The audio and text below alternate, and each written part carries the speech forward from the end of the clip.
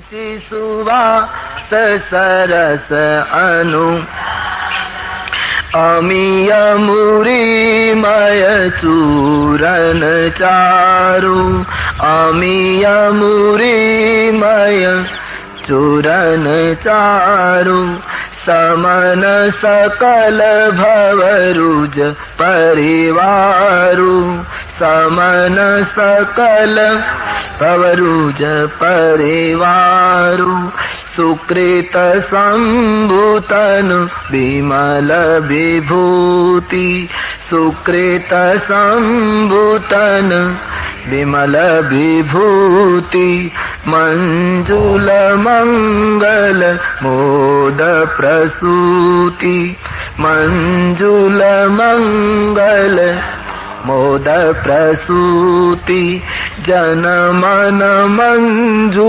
मुकुर मलहरणी जन मन मंजु मुकुर किए तिलक गुण गण बस करनी किए तिलक गुण गण श्री गुरु पद नख मणि गण ज्योति श्री गुरु पद नख मणि गण ज्योति सुमिरत दिव्य दृष्टि होती दृष्टि होती दलन मोहतम सो सुप्रकाशु दलन मोहतम सो सुप्रकाशु बड़े भाग उर आवे जासु बड़े भाग उर आवे जासु उघरगी बिमल बिलो चनही के उघरगी बिमल बिलोचन मिटही दोष दुख भव रजनी के मिटही दोष दुख भव रजनी के सूजहि रामचरित मणि मानिक सूजहि रामचरित मणि मानिक गुप्त प्रकट जगह जो जेहि खानिक गुप्त प्रकट जह जो जेहि खानिक वंदौ गुरु पद पदम परागा वंदौ रागा सुरुचि सुवास सरस अनुरागा सुरुचि सुवास सरस अनुरागा गुरुदेवना चरण कमलनी रजनी वंदना सौ प्रथम करीश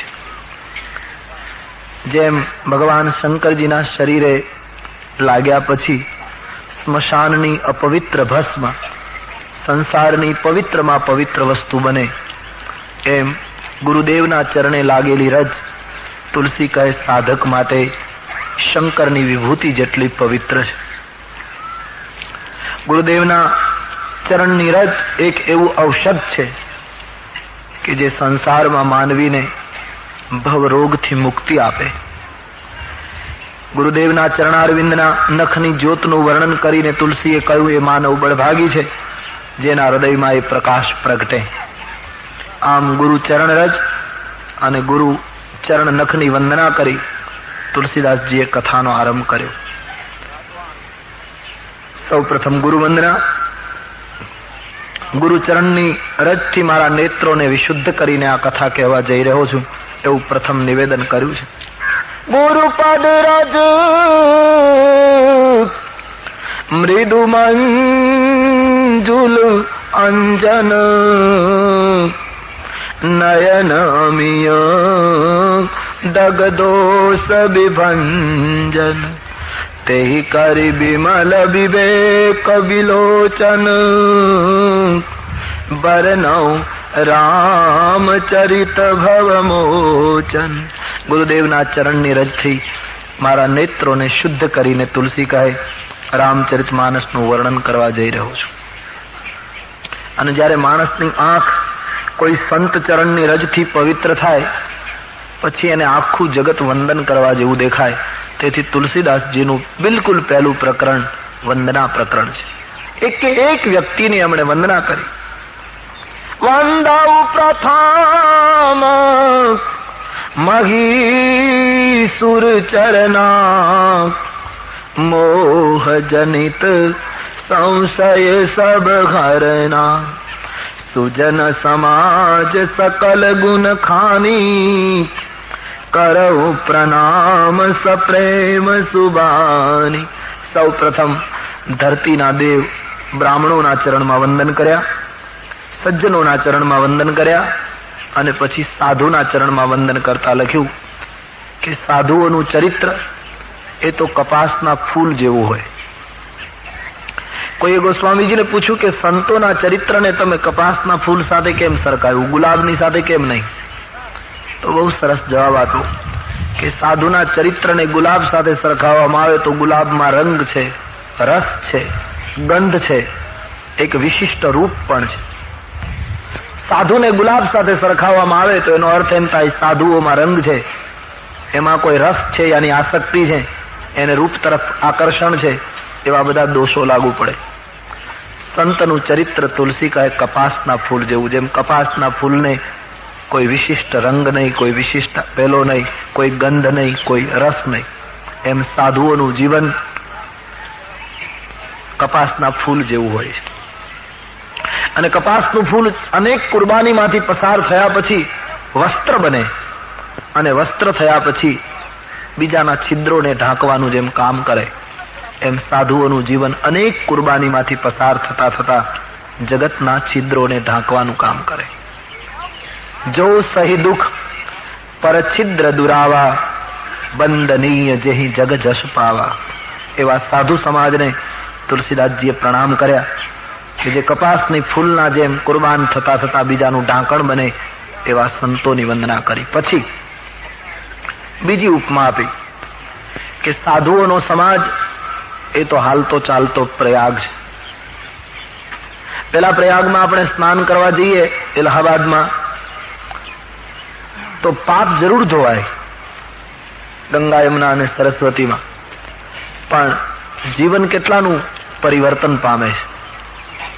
માણસ જાય, પાપ ધોવાય, માણસ પાછો આવે, પાછું એનું એ જીવન જીવે, વળી વિચાર કરે વર્ષ 2 વર્ષ પછી પાછા જી આવશું, વળી પાછા પાપ ધોઈ આવશું. પાપ જરૂર ધોવાય, પણ એ પ્રયાગ માનવીનું જીવન પરિવર્તિત કરી શકતો નથી. જ્યારે સંતોનો સમાજ, સાધુ સમાજ પ્રયાગ એ માનવીની વૃત્તિ ફેરવી નાખે. રામાયણમાં લખ્યું છે કે સાધુ સમાજના પ્રયાગમાં જે સ્નાન કરે એ કાગડો હોય તો કોયલ બને, બગલો હોય તો હંસ બને. કાગડા જેવું જીવન જીવતો હોય તો એની વૃત્તિ આખી કોયલ જેવી કરી નાખે. વાલિયા નામના ભીલને એક સંતનો સંગ થાય તો એમાંથી વાલ્મીકી થઈ જાય. કાક હોહી પિક બકહુ મરાલા કુજ્જતમ રામ રામેતિ મધુરમ મધુરાક્ષરમ આરુહ્ય કવિતા શાખામ વંદે વાલ્મીક કોકિલમ. કાગડાને કોયલ કરી નાખે સંતો. સંત સમાજમાં સ્નાન કરવાથી આખું જીવન ફેરફાર થાય. આપે વાત સાંભળી હશે, ભગવાન બુદ્ધ જ્યારે જંગલમાં વિહાર કરતા હતા, એક માણસે આવીને બુદ્ધને રોક્યા, કહ્યું કે આપ એ તરફ ન જાઓ. કેમ? કે ત્યાં અંગુલી નામનો એક ભયંકર લૂંટારો રહે અને માણસના મસ્તક કાપે છે, માણસના માંસનું ભક્ષણ કરે છે, માણસની આંગળીઓ કાપી કાપીને એની માળા ગળામાં નાખે. બહુ ઘાતકી છે, માનવ ભક્ષી છે. બુદ્ધના પગલા સતત ચાલતા રહે. ફરીવાર વિનંતી કરી કે આપ મત જાઈયો. બુદ્ધ અટક્યા ને એમને અંગુલીમાનના સ્થાન તરફ એક પીપળાનું વૃક્ષ છે, એની નીચે એ ભયંકર લૂંટારો ઉભો છે અને ભગવા વસ્ત્રમાં બુદ્ધને આવતા જોઈ અંગુલીમાને એક ભયંકર તાડ નાખી અવાજ કર્યો કે હે મહાત્મા અટકી જા. બુદ્ધ અટક્યા નહીં. બીજી વાર કહ્યું કે મહાત્મા અટકી જાઓ, હું અંગુલીમાન છું, માનવ ભક્ષી છું. મને ધર્મ આડો નહીં આવે, હમણાં હું તને ખલાસ કરીશ. બુદ્ધ અટક્યા નહીં, સતત ચાલતા રહે. ત્રીજી વાર અંગુલિમાને કહ્યું, મહાત્મા અટકી જા. ત્યારે બુદ્ધ એક વાક્ય બોલ્યા જે એની જીવનીમાં લખાયું. 3 વાર અંગુલિમાને કહ્યું, મહાત્મા અટકી જાઓ. ત્યારે બુદ્ધ એક વાક્ય અંગુલિમાનને કહે છે કે અંગુલિમાન, હું તો ક્યારનો અટકી ગયો છું, હવે તું અટકી જા. મારા પગ ચાલે છે પણ અંદરથી હું રોકાઈ ગયો છું, અને તારા પગ સ્થિર છે પણ તારી વૃત્તિઓ હજી દોડાદોડી કરે. હવે તું રોકાઈ જા. આ શબ્દ પેલા એ સાંભળ્યા. પેલા એ કહ્યું, આ વ્યાસ ગાદી નથી, હું કથા સાંભળવા નથી આવ્યો. મહાત્મા, હું તો માનવ બક્ષી માણસ છું, તને મારી નાખીશ. બુદ્ધને કહ્યું. એટલે બુદ્ધે કહ્યું, સારી વાત છે, મને મારીને તને જો આનંદ થતો હોય તો એ મારું સદભાગ્ય ગણાશે. પણ અંગુલિમાન, એક પ્રશ્ન કરું. બુદ્ધે કહ્યું, શું? કે તું જે વૃક્ષની નીચે ઉભો છે એ પીપળાના વૃક્ષના મને 5 પાન તોડી આપ. પેલો તો રાક્ષસી સ્વભાવનો માણસ 5 પાન માંગ્યા. પેલા એ કુહાડો મારી નાખી દાળ કાપી આપી બુદ્ધને, અને દાળે નીચે પડી. બુદ્ધ સમજી ગયા કે આ માણસમાં ઉદારતા તો છે. મનોવૈજ્ઞાનિક રીતે બુદ્ધે એના ગુણને પકડ્યો કે ઉદારતા છે. આજે 5 પાન માંગ્યા હતા, ભલે એને અહંકારથી દાળી કાપી આપી, પણ આજે તીવ્ર વૃત્તિ છે, એને જો યોગ્ય દિશા આપવામાં આવે તો આ માણસને સાધુ બનાવી શકાય. આમ બુદ્ધને લાગ્યું. બુદ્ધે કહ્યું, ધન્યવાદ, મારે 5 પાન જોઈતા હતા, તમે આખી દાળી કાપી આપી, અને એક વાત મારી તમે માની, એટલે હવે આશા બંધાય છે કે એક બીજી વાત પણ માનશો. અંગુલિમાને કહ્યું, જલ્દી પૂરું કરો. શું બીજી વાત? કે બીજી વાત એક જ કે આ ડાળ જે આપે કાપી છે એ ડાળને પાછી ચોંટાડી દો, હતી ત્યાં ને ત્યાં લગાવી દો. ખડખડાટ હસતા અંગુલિમાને કહ્યું કે તમારી બુદ્ધિ કામ કરે છે કે નહીં મહાત્મા? કાપી શકાય, જોડી ન શકાય. એ વખતે બુદ્ધનું મંત્ર વાક્ય હતું કે તો અંગુલિમાન કાન ખોલીને સાંભળી લે, કાપવું એ કાયરતા છે અને જોડવું એ શુરવીરતા છે. તે અત્યાર સુધીમાં કાપવાનું જ કામ કર્યું છે, કાયરતાના જ કાર્યો તે કર્યા છે. આ ડાળીને જોડી આપતો હું તને મર્દ ગણું, બાકી તારી કાયરતાને, તારી શુરવીરતાને સાધુ સમાજ સ્વીકારશે નહીં. આ વાક્યએ એના માનસ ઉપર એક જબરદસ્ત અસર કરી, અને ઇતિહાસવિદો એમ કહે કે અંગુલિમાન પોતાનું ઘાતક શસ્ત્ર ફેંકી બુદ્ધના ચરણારવિંદમાં પડી ગયો. મસ્તક ઉપર હાથ મૂક્યા પછી એ માણસ બુદ્ધને પગલે પગલે ચાલવા લાગ્યો. મારે કહેવું છે કે સંતનો સંગ માનવીને કાગડામાંથી કોયલ કરી નાખે. એટલા માટે જીવનમાં જેટલો સમય સંતોની નજીક રહેવાય એ જીવનનું સાફલ્ય છે. તો મંજન ફલ પ્રેખીય તત્કાલા, કાક હોહી પીક બકહુ મરાલા. કાગડો કોયલ બને એ સંતના સંગમાં શક્તિ છે. તુલસીદાસજી તો એમ જ માને છે કે જગતમાં જેટલા મહાન થયા છે બધા સત્સંગનો પ્રભાવ છે. વગર સત્સંગે કોઈ મહાન થઈ શકતું નથી. અને એ સંતોના ગુણોનું વર્ણન ગોસ્વામીજી કહે હું કેમ કરી શકું? જેમ શાકભાજીનો વેચનાર મણીની કિંમત ન કરી શકે એમ સંત ગુણનું વર્ણન કયા શબ્દોમાં કરું? તુલસીદાસજીએ સંતોની વંદના કરતા બહુ સરસ શબ્દો લખ્યા.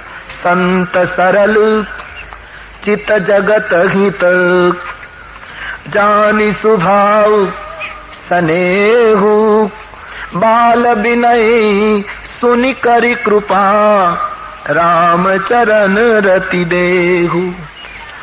સંત સરળ ચિત્ત, સંતના ચિત્ત માટે 2 શબ્દો તુલસીદાસજીએ વાપર્યા છે. સંતો એક તો સમાન ચિત્ત હોય અને બીજું સરળ ચિત્ત હોય. આ સાધુનો સ્વભાવ હોય. સંતોનું ચિત્ત સરળ હોય. બાળકની વિનય સાંભળીને તુલસીદાસજી કહે મને રામચરણમાં દિન પ્રતિદિન પ્રેમ વધે એવી કૃપા કરો. વંદૌ સંત સમાન ચિત્ત, હિત અનહિત નહીં કો. સમાન ચિત્તવાળા સંતોને વંદના કરતા લખ્યું જેને જગતમાં કોઈ હિત કે અનહિત હોતું નથી.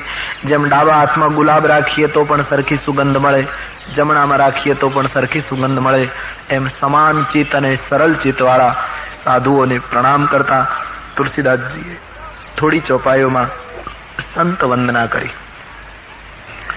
અસંતોની પણ વંદના કરી, દુર્જનોની પણ સ્તુતિ કરી. કારણ કે ગોસ્વામીજી માને છે જડ ચેતન ગુણ દોષ આ બધું પરમાત્માની રચના છે વિશ્વમાં, અને તેથી બધું જ ઈશ્વરે બનાવેલું હોય ને ઈશ્વર રૂપ માનીને તુલસીદાસજીએ બધાની વંદના કરી. સિયારામમય સબ જગ જાની કરઉ પ્રણામ જોરી જુગ પાની. આખા વિશ્વની વંદના, જડ ચેતન ગુણ દોષ જલચર થલચર નભચર જીવ માત્રની વંદના ગોસ્વામીજીએ ટૂંકમાં કરી. આમ વંદના કરતા કરતા જે રઘુવંશની કથા તુલસીદાસજીને કહેવી છે એ રઘુવંશના રાજકુટુંબની વંદનાનું પ્રકરણ આવે છે.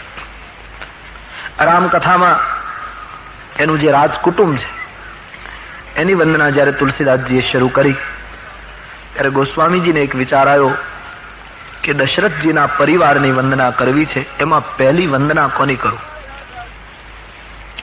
રામ મારા ઈષ્ટદેવ છે એટલે રામની પહેલી વંદના કરું, કે પછી મહારાજા દશરથજી અવધેશ છે એટલે એમની પહેલી વંદના કરું? આમ વિચારમાં હતા તુલસીદાસજીએ, પણ પછી એમણે બહુ સરસ નિર્ણય કર્યો. પહેલા રામની વંદના નહીં, પહેલા મહારાજ દશરથજીની વંદના નહીં, પણ પ્રથમ વંદના કરી છે વંદૌ કૌસલ્યા દિશી પ્રાચી. માં કૌસલ્યાના ચરણ કમલમાં પ્રથમ વંદના.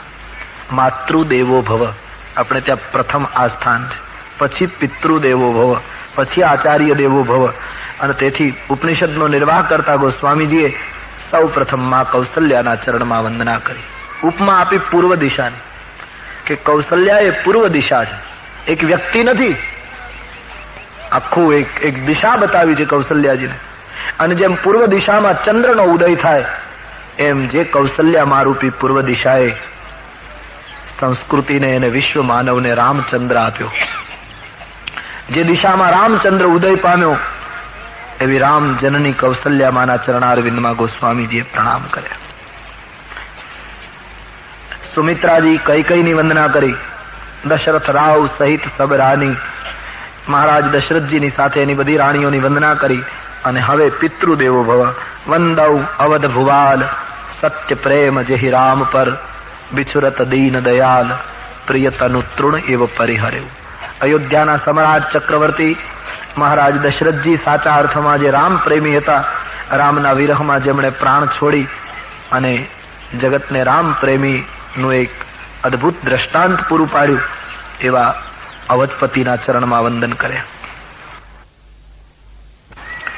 બે ચોપાઈમાં મહારાજ જનકની વંદના કરી. વંદૌ પરિજન સહિત બિદેહુ જાહી રામ પદ ગૂઢ સનેહુ. જનકને અને એના આખા પરિવારને તુલસીદાસજીએ વંદના કરતા લખ્યું કે જેનો પ્રેમ ગુપ્ત હતો, જેમણે પોતાના યોગને ભોગની અંદર છુપાવી દીધેલો, રામના દર્શન પછી એ યોગ ફૂટી નીકળ્યો, એવા ગુપ્ત રામ પ્રેમી જનક અને એના પરિવારની વંદના. અને પછી 4 ભાઈઓની વંદના, રામ લખન ભરત શત્રુઘ્ન. એ 4 ભાઈઓમાં આમ તો મોટા રામજી છે એટલે ત્યાંથી શરૂઆત કરવી જોઈએ, પણ તુલસીદાસજીએ ક્રમ તોડી અને પ્રથમ વંદના રામની નહીં કરતા સંત ભરતની વંદના કરી. યોગ્ય નિર્ણય છે. બડી સુંદર ચોપાઈ તુલસીદાસજી લખે છે. વંદવું પ્રથમ ભરત કે ચરણા, વંદવું પ્રથમ ભરત કે ચર, વંદવું પ્રથમ ભરત કે ચરણા.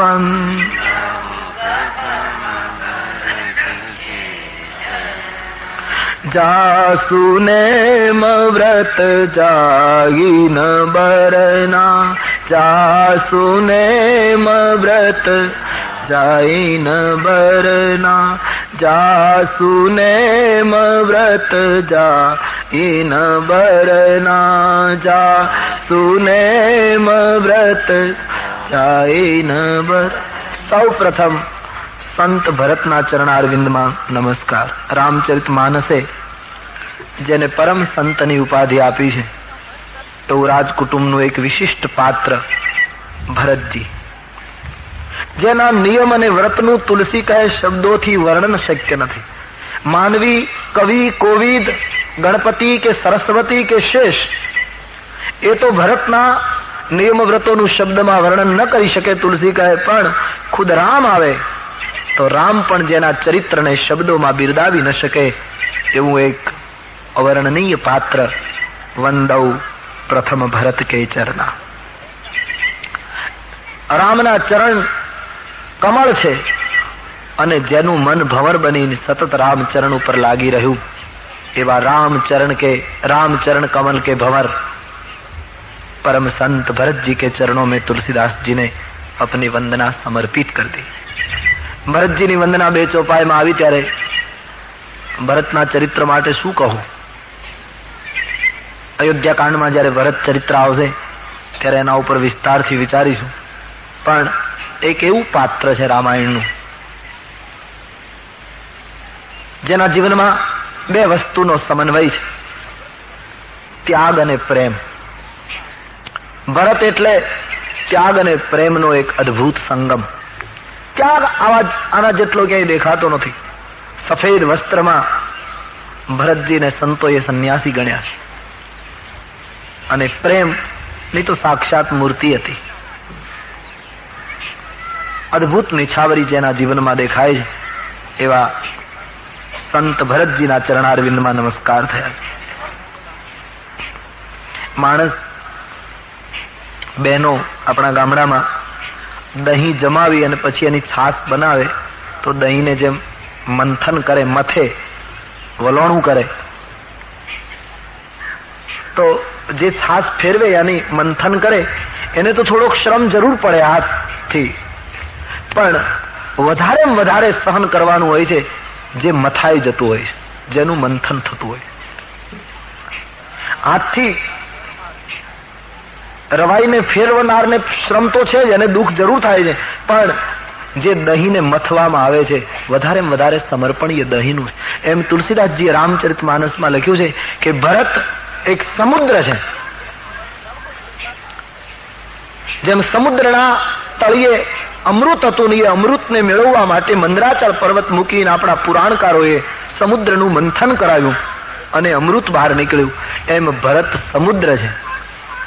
એના ઊંડાણમાં પ્રેમ રૂપી અમૃત પડ્યું હતું અને રામજીએ 14 વર્ષનો વિયોગ મંદરાચલ પર્વત રૂપમાં મૂકી અને ભરતજીને મથી નાખ્યા.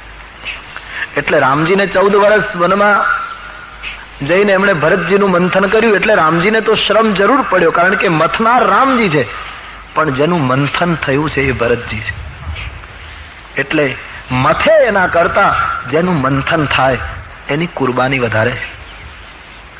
અને પાછી મોટી વાત તો એ છે ભરતજીના ચરિત્રની કે આજ સુધી સંપૂર્ણ રામ પંચાયતનું ચિત્ર આપણે લઈએ તો ભરતજી જરૂર દેખાશે, બાકી મોટા ભાગના રામ મંદિરમાં દક્ષિણે લક્ષ્મણો યસ્ય વામે ચ જનકાત્મજા પુરતો મારુતિર યસ્ય તમ વંદે રઘુનંદનમ. ભરતજીનું ચિત્ર પણ નહીં હોય. એ કોઈ જગ્યાએ પ્રકાશમાં આવતા નથી. સતત સમર્પણ અને ત્યાગ સિવાય જેના જીવનમાં બીજું કોઈ સૂત્ર નથી. આપણે ત્યાં કથા છે, 14 વર્ષ પછી જયારે રામજી અયોધ્યા આવ્યા, રાજ્યાભિષેકનો સમારંભ ઉજવાઈ રહ્યો હતો. લોકો પુષ્કળ સંખ્યામાં આવેલા, જય જયકાર થતો હતો. રામજીના લલાટમાં રાજ્યાભિષેકનું તિલક થઈ ગયું, આરતી ઉતરી ગઈ, જય ઘોષ થતો હતો. એ વખતે હનુમાનજી મહારાજ અયોધ્યાની સભામાં ફરતા હતા.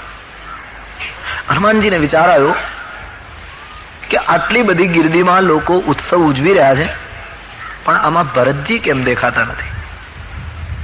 રામ પંચાયતનું સંસારને ચિત્ર આપનારો એ ચિત્રકાર આજ ક્યાં ગાયબ છે? ભરત ન હોત તો જગતને રામ રાજ્ય ન મળત, રામ રાજ્યનું ચિત્ર ન મળત, રામ પંચાયતનું ચિત્ર ન મળત. એ ચિત્રકાર ક્યાં છે? એટલે હનુમાનજી રાજ્યાભિષેકના એ મહત્વના પ્રસંગે ભરતજીની શોધ કરે. લક્ષ્મણજી છે, શત્રુઘ્ન મહારાજ છે, રામ અને સીતા ગાદી ઉપર આસીત છે. હનુમાનજી શોધ કરતા કરતા રામજીના એ જે દિવ્ય સિંહાસન હતું રઘુવંશનું એની પાછળ ગયા તો એમણે જોયું ભરતજી સિંહાસનની પાછળ સંતાઈને બેઠા.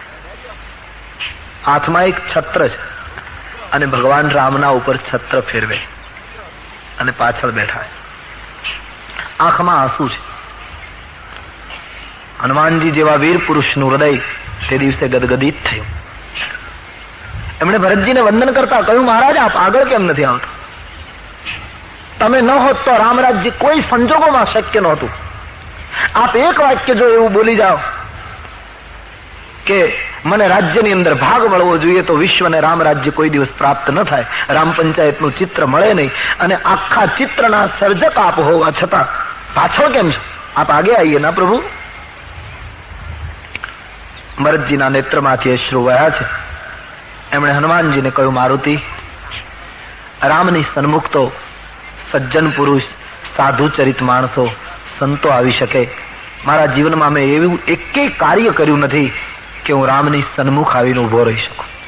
હનુમાન, તું વિચાર કર, મારો જન્મ આ જગતમાં એટલા માટે થયો કે મારી માતાઓ વિધવા થઈ અને મારા ઈશ્વરને 14 વર્ષ સુધી વનમાં ભટકવું પડ્યું. આવા પાપી માણસને ઈશ્વરની સન્મુખ ઉભા રહેવાનો કયો અધિકાર? હું સન્મુખ નહીં આવું. अपने आप को भरत जी ऐसे प्रस्तुत करते.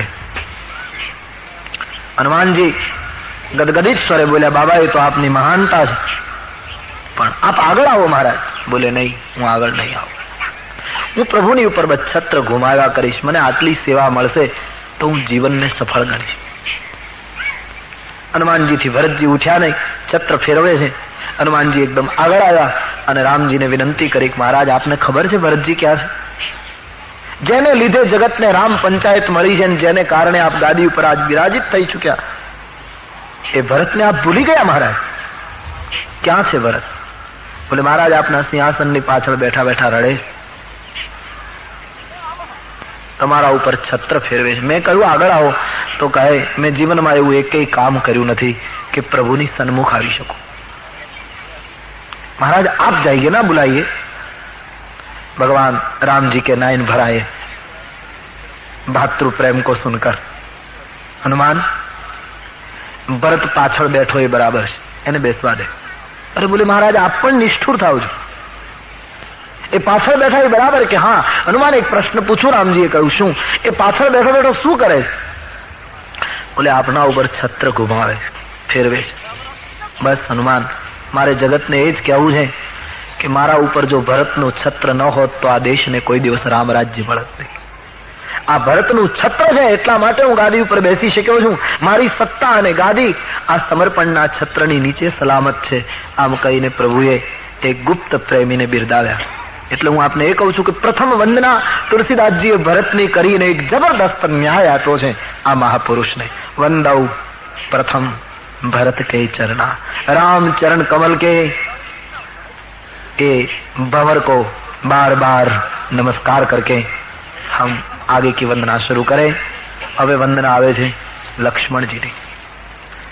વંદૌ લક્ષ્મણ પદ જલ જાતા शीतल सुभग भगत सुखदाता, रघुपति कीर्ति विमल पताका,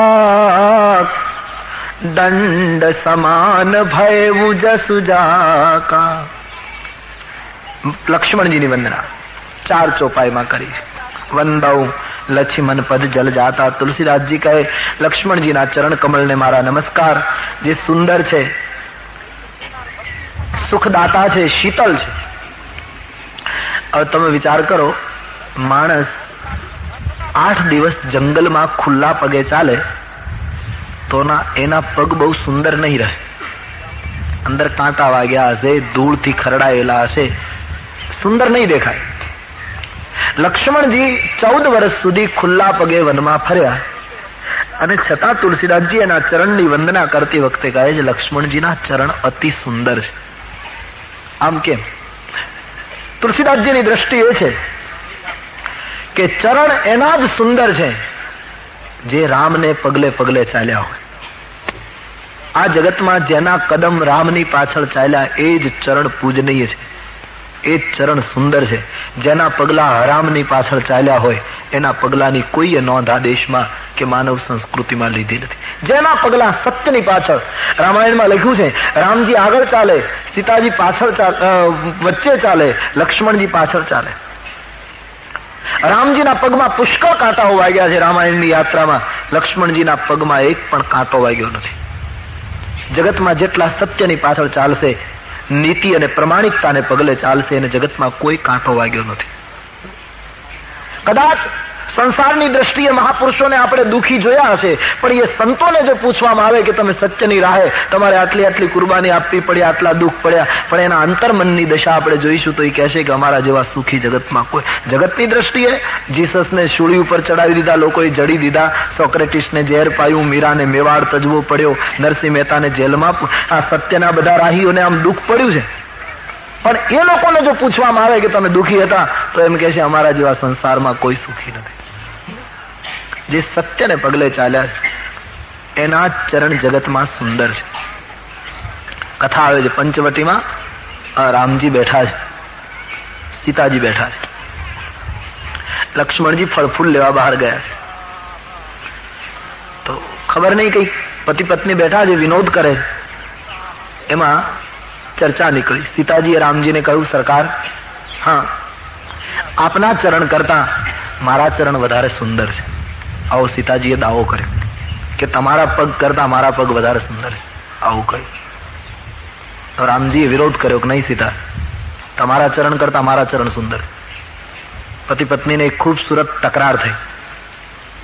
રામ કહે નહીં મારા પગ સુંદર છે, સીતાજી કહે મારા ચરણ સુંદર છે. પોતપોતાના પગ આમ રાખીને ચારેય પગ ની ચર્ચા ચાલે. રામ કહે મારા પગ સુંદર, સીતાજી કહે મારા ચરણ સુંદર. ન્યાય કોણ આપે? બંને નિર્ણય કરો, લક્ષ્મણજીને આવવા દો, કારણ કે વૈરાગી છે, તટસ્થ છે, એનો ન્યાય બરાબર આપણે કબૂલ રાખીએ. લક્ષ્મણજી ફળફૂલ મૂકીને બંનેને વંદન કરે. સીતાજીએ કહ્યું એ દરરોજ આપણા ચરણની પૂજા કરીને વંદન કરે છે, એટલે બેમાંથી કોના ચરણ વધારે સુંદર એ નક્કી કરી શકે. લક્ષ્મણજીએ જેવા ફળફૂલ ધર્યા અને પ્રણામ કરીને ઉભા રહ્યા, એટલે સીતાજીએ કહ્યું લખન ભૈયા એક ન્યાય કરો. શું? કે સરકાર અને હું અમારા બંનેના ચરણની તમે રોજ પૂજા કરો છો, તો હું એમ કહું છું કે ભગવાન કરતા મારા ચરણ વધારે સુંદર છે, અને સરકાર એમ કહે છે કે તમારા કરતા મારા ચરણ સુંદર છે. નિર્ણય તમે આપો, અમારા બેમાંથી ચરણ કોના વધારે સુંદર? લક્ષ્મણજી કહ્યું એ આપ અંદરો અંદર નક્કી કરી લો, એ તકરારમાં મને નહીં આવ. કારણ કે લક્ષ્મણજીને થયું કોને ન્યાય આપું? રામજીને કહું કે તમારા ચરણ સુંદર છે તો સંભવ સીતાજી નારાજ થાય, સીતાજીના ચરણને મહત્તા આપું તો સરકારને કંઈક તકલીફ થાય. લક્ષ્મણજી કહે મને પૂજાનો અધિકારી રહેવા દો, બાકી મને ન્યાય નહીં સોંપો. કાંઈ નહીં, અમને બેમાંથી કોઈને દુઃખ નહીં થાય, તું જે નિર્ણય કરીશ તે અમને કબૂલ હશે, પણ તારે નિર્ણય આપવો પડશે. લક્ષ્મણજી કહું સારું, સવાલ શું છે? રામજીએ કહ્યું હું એમ કહું છું કે મારા ચરણ સુંદર. સીતા કહે છે મારા ચરણ સુંદર. તને શું લાગે? સીતાજી બેઠા છે, રામજી બેઠા. લક્ષ્મણજી અદભુત ન્યાય આપ્યો. સીતાજીને કહ્યું માં આ ચરણથી, બહુ સુંદર શબ્દોમાં બોલ્યા કે માતાજી આપ ધ્યાન દે. બોલે શું? કે આ ચરણથી આ ચરણ વધારે સુંદર છે. રામજીના પગ બતાવી અને સીતાજીને કહું આ ચરણથી આ ચરણ સુંદર લાગે છે, એટલે કે રામજીના ચરણ કરતા તમારા ચરણ સુંદર લાગે છે. આ ચરણથી આ ચરણ સુંદર લાગે છે, એટલે સીતાજીને ન્યાય મળી ગયો કે મારા પગ વધારે સુંદર. સીતાજી ખુશ થઈ ગયા કે આ ચરણથી આ ચરણ સુંદર લાગે. રામજી કહું લખન આમ કેમ? કે હા મહારાજ મેં બરાબર ન્યાય આપ્યો કે આ ચરણથી આ ચરણ સુંદર લાગે છે, એટલે મારી માતાજી ખુશ થઈ ગઈ ને કે મારા ચરણ સુંદર. પણ સીતાજીને કહું માતાજી એક મિનિટ, કેમ? કે આ ચરણથી આ ચરણ સુંદર લાગે. આ ચરણ છે એટલે આ સુંદર લાગે છે, આ ન હોય તો આની કોઈ કિંમત નથી. વૈસે તો આપકે ચરણ સુંદર હૈ ही, પણ આ ચરણથી આ ચરણ સુંદર લાગે છે. આ ચરણ ન હોય આગળ તો તમારા ચરણની સુંદરતાનો કોઈ અર્થ નથી. તો રામજી પણ ખુશ થઈ ગયા કે ના ના મારા ચરણની પણ મહત્તા. સીતાજી પણ આમ ખુશ થયા કે મારા ચરણની પણ મહત્તા. જ્યારે બંને ખુશ થયા ત્યારે લક્ષ્મણજીએ કહ્યું કે તમે બંને રાજી થયા એ બરાબર છે, બાકી મારા દ્રષ્ટિમાં આનો અર્થ ત્રીજો જ છે. દોનો ચૂપ હો ગए. બોલે શું? કે હા પ્રભુ હું જગતને એમ કહેવા માંગુ છું કે આ ચરણથી આ ચરણ સુંદર લાગે છે. સંસારમાં પગલા આચરણથી સારા લાગે. ગમે તેટલા સુંદર પગલા હોય પણ આચરણ સુંદર ન હોય તો એના ચરણની કોઈ આચરણથી, માનવીના જીવનથી, આચરણથી આચરણ સુંદર લાગે. તમારા ચરણોની વિશ્વમાં પૂજા થશે એનું કારણ તમારું આચરણ દિવ્ય છે. આચરણથી આચરણ સુંદર લાગે. કહેવાનો અર્થ, લક્ષ્મણજીના ચરણો સુંદર છે કારણ કે સતત રામજીને પગલે ચાલ્યા. વિશ્વમાં તમને આવો કોઈ ભાઈ નહીં દેખાય. આપણે ગર્વ લઈ શકીએ અને ગૌરવ લઈ શકીએ કે આ દેશમાં એક ભાઈ એવો થયો કે એક ભાઈ અને ભાભીની સેવા કરવા માટે 14 વર્ષ જેણે જાગરણ કર્યું. એમણે એવું વ્રત લઈ લીધું કે મારી 2 આંખોમાં રામ અને સીતા સિવાય હું નિદ્રાને પણ નહીં આવવા દઉં. ઊંઘને પણ મારી આંખમાં હું સ્થાન. મોટો ગમે તેટલો મોટો યોગી હોય થોડા સમય માટે એને સૂવું પડશે, થોડો તમો ગુણ તો રાખવો પડશે.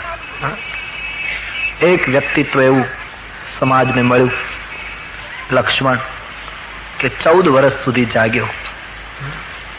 તુલસીદાસજી લખે, શેષ સહસ્ત્ર શીશ જગ કારણ જો અવતરે ભૂમિ ભય તારન સદા સુસાનુકૂલ રહમો પર કૃપા સિંધુ સૌમિત્રી ગુનાકર. લક્ષ્મણજીના ચરણ કમલમાં વંદન કરે.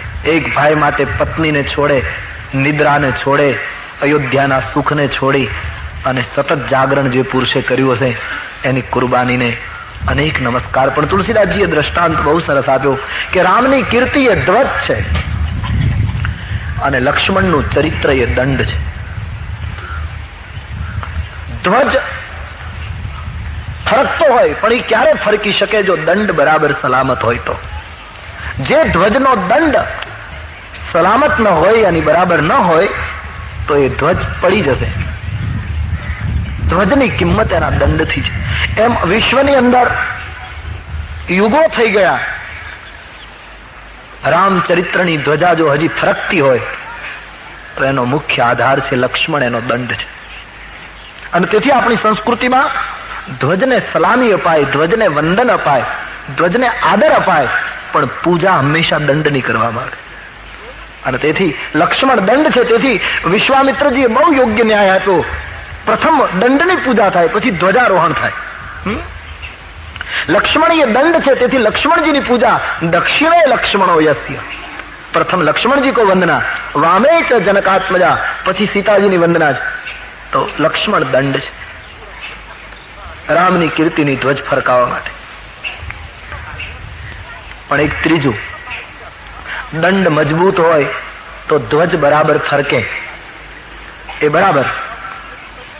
પણ દંડ જે જગ્યાએ રાખવામાં આવ્યો હોય એ જગ્યાએ પાયો, એ ભૂમિનો ખાડો જો બરાબર ન હોય, પાયો બરાબર ન હોય તો દંડ નમી જવા સંભવ છે, યા તો કાળ જતા એ દંડ પડી પણ જાય જો પાયો મજબૂત ન હોય તો. તો રામની કીર્તિની ધ્વજને ફરકાવવા માટે લક્ષ્મણજી દંડ તો છે, પણ એ દંડને ઉભા રાખવામાં, સતત સલામત રાખવામાં, એ પડી ન જાય એ કામ કરવાનું 2 વ્યક્તિએ કામ કર્યું, માં સુમિત્રાએ અને સતી ઉર્મિલાએ. આ એના પાયા છે. માં ઉર્મિલાએ, જે લક્ષ્મણના ધર્મપત્ની, એક એવી બુનિયાદ બનીને બેસી ગઈ રામાયણમાં કે આખા રામચરિતમાનસમાં લગ્ન સંસ્કારમાં એના નામનો ઉલ્લેખ આવે પછી આ પાત્રની કોઈ કથા આવતી નથી. કારણ કે પાયો છે. બહુ મોટી ઇમારત હોય તો દિવાલ ઉપર તમે વ્હાઇટ વોશ કરો, યા તો કલર કરો, યા તો ઓઇલ પેન્ટ કરો, તમે બધું દિવાલ ઉપર ચિત્રો દોરી શકો, કેટલું સુંદર લાગે આખું મકાન. પણ આપણે બધા જાણીએ છીએ કે આખા મકાનનો આધાર પાયો છે અને પાયા ઉપર કોઈ દિવસ રંગ કરી શકાતો નથી, પાયા ઉપર કોઈ ચિત્રો દોરી શકાતા નથી. પાયો હંમેશા ગુપ્ત રહે. એમ રામચરિતમાનસના મંદિરનો પાયો છે ઉર્મિલા. એટલા માટે ધર્મગ્રંથોની અંદર ઉર્મિલાનું ચરિત્ર બહુ આવતું નથી. લોકો સમજ્યા વગર આક્ષેપ કરે છે કે તુલસીદાસજી અને વાલ્મીકીજીએ ઉર્મિલાનો અપરાધ કર્યો. ઉર્મિલાનું ચરિત્ર લોકો થોડુંક ભણી લે છે ને પછી રામાયણો જોયા વગર નિવેદનો કરવા માંડે. ઉર્મિલાનો અપરાધ થઈ ગયો, ઉર્મિલાને અન્યાય થયો. પણ જરા આપ ઠીક સે સોચે, પાયા ઉપર ચિત્ર. તુલસીની ઈચ્છા હતી કે ઉર્મિલાનું ચરિત્ર ચિત્રણ કરવું, પણ એના હાથમાંથી કલમ પડી ગઈ કે રામનું ચરિત્ર ચિત્રિત કરી શકાય, બાકી ઉર્મિલાના ત્યાગનું વર્ણન મારી કલમની શક્તિ બહાર છે. પાયા ઉપર તમે કેમ કલર કરો? પાયો દેખાશે જ નહીં. અને પાયાને ખોદીને કલર કરશો તો તમે મકાનને તોડવાની પ્રવૃત્તિ કરી. એ મકાનને પાડવાની એક વૃત્તિ હતી. એટલા માટે ઉર્મિલાનું ચરિત્ર ગુપ્ત રહ્યું છે. એનો અર્થ એમ નથી કે મહાપુરુષોને ઉર્મિલા તરફ કોઈ અન્યાય નહીં. લોકો રામાયણને વગર સોચે રામાયણ ઉપર અર્થો लगावा लगा. मुझे अनुभव है, अक्सर लोग ऐसे प्रश्न. कभी वो रविंद्रनाथ टागोर પણ ઉપેક્ષિતા લખી નાખે ઉર્મિલા માટે કે આ પાત્રની ઉપેક્ષા કરવામાં આવી. કઈ રીતે ઉપેક્ષા? સમગ્ર જગતમાં જેને રાક્ષસમાં પણ રામ દેખાયો એવા સંત પુરુષો ઉર્મિલાને અન્યાય કરે? આમ બોલવું, લખવું કે વિચારવું પાપ દેખાય. બિના સોચે નિવેદન કરી દેતે. બે ત્રણ પ્રશ્નો તો એટલા બધા ચર્ચાયેલા રામાયણમાં કે બસ જયારે જોઈએ ત્યારે કોઈ પણ માણસ ક્યારે રામાયણ જોયું પણ ન હોય પ્રશ્ન પૂછી નાખે. એક પ્રશ્ન અમને સતત અનુભવ રહે. એક પ્રશ્ન તો લોકો ખાસ કે રામે સીતાને અન્યાય કર્યો. અમે પૂછીએ કયો અન્યાય? તો કહ્યું સીતાજીને સગર્ભા સ્થિતિમાં વનમાં મોકલી દીધા. આ રામજીએ બહુ મોટી ભૂલ કરી. આ બધાનો એક ત્યારે હું તો એક જ જવાબ આપું કે આપણે આવી ભૂલ ન કરવી. રામે જે ભૂલ કરી એવી આપણે નહીં કરવી. બસ આમાંથી આટલું શીખવું. ત્રેતાયુગમાં રામે જો આ પગલું ભૂલ ગણાતું હોય તો આપણે જો આવી ભૂલ કરીશું તો આપણને સમાજ જીવવા નહીં દે. હજી એને આપણે જો દોષી ગણતા હોઈએ તો આપણે એ પગલું નહીં ભરવું. જે લેવાય. ગાંધીજીના ઉપર 14 કાગળનો પાનાનો પત્ર આવેલો, આપણે વાંચ્યું છે. અને એટલી ભયંકર ગાળો લખેલી પત્રોમાં કે ઈ પત્ર વાંચ્યા પછી કોઈ ગાળ ઉપર પીએચડી થવું એ થઈ શકે. આટલી ભયંકર, આમ શોધી શોધીને ભયંકરમાં ભયંકર ગાળો ગાંધીજી ઉપર લગેલી કે તમે આ દેશને ખલાસ કરવા માંગો છો, તમે આમ છો ને તમે તેમ છો. શું નહીં લખ્યું હતું એમ કહી શકાય. એ 14 પાનાનો કાગળ ગાળો અને ટીકાથી ભરેલો ગાંધીજીના હાથમાં આવ્યો. એને ફોડ્યો, પીન કાઢી ટેબલ ઉપર મૂકી અને આખો વાંચ્યો. વાંચીને ફાડી નાખ્યો. માધવભાઈ દેસાઈએ કહ્યું કે બાપુ મારે બધો રેકોર્ડ રાખવાનો હોય છે, બધી નોંધ લેવાની હોય છે, અને તમે કાગળ ફાડી નાખ્યો. એમાંથી કયા મુદ્દા લેવા જેવા હોય મારે લખવાનો હોય. ત્યારે ગાંધીજીએ બહુ સરસ જવાબ આપ્યો કે લેવા જેવું હતું મેં લઈ લીધું. શું? આ પીન. બાકીનું લેવા જેવું કશું હતું? 14 પાનાના પત્રમાં કેવળ આ પીન લેવા જેવી હતી, બાકીનું નકામ. એમ રામચરિતમાનસમાં રામે ભૂલ કરી, આપણે એવી ભૂલ ન કરવી એ અર્થમાં લઈ લેવું.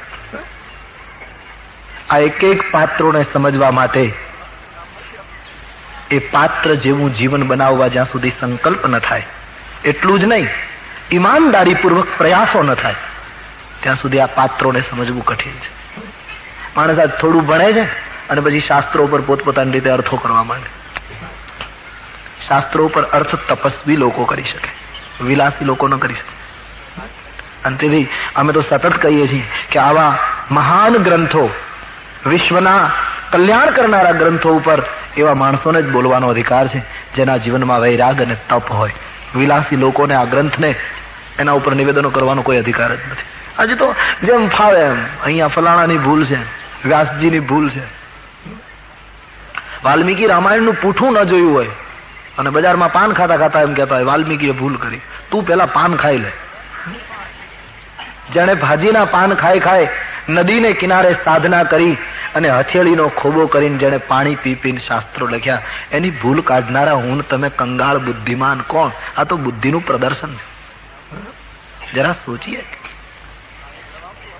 શાસ્ત્રો એટલા, જો કે આપણા દેશમાં શાસ્ત્રો સસ્તા થઈ ગયા એટલે લોકો ફાવે એમ એનો પેલું કરે. બાકી આ તો કેટલી કુરબાની પછી લખાયેલા ગ્રંથો છે. તો ઉર્મિલાને અન્યાય થયો, ઉર્મિલાને અન્યાય થયો એ વાત જ ભૂલવી જોઈએ. અન્યાય કેમ થઈ શકે? એ પાયો છે, એનું તો સર્વોચ્ચ ગૌરવ છે. આજ સુધી રામાયણની ધ્વજ ફરકતી હોય તો એ ઉર્મિલા અને સુમિત્રાની બુનિયાદનો પ્રતાપ છે. સુમિત્રા પણ તમે રામચરિતમાનસને બરાબર જુઓ, સુમિત્રા કેટલી વાર રામાયણમાં દેખાય. લક્ષ્મણજીને વિદાય સુમિત્રાએ આપી વનમાં જવાની, એ થોડીક ચોપાઈઓમાં સુમિત્રાજીનું પાત્ર દેખાય છે. જો વ્યવસ્થિત પ્રસંગની દ્રષ્ટિએ જોઈએ. બાકી આખા રામચરિતમાનસમાં કોઈ જગ્યાએ સુમિત્રા રામની સાથે બોલ્યા હોય, રામ સુમિત્રાની સાથે વાતચીત કરતા હોય, કોઈ જગ્યાએ વાર્તાલાપ નહીં, કોઈ વાત નહીં, કોઈ એકે પ્રસંગ જ નથી. કારણ કે પાયો છે, એના ઉપર કોઈ ચિત્ર દોરવામાં આવ્યું નહીં. એને તો આખી રામાયણને ઊભી રાખી છે. અને તેથી ઉર્મિલા એ તો રામાયણનો પાયો હોય ને, એનું વર્ણન નહીં કરવું એવી દ્રષ્ટિ નહોતી. પણ સંતોની અમુક પાત્રો જગતમાં એવા હોય છે અને વંદન જ કરાય, એના ઉપર વર્ણન ન કરાય.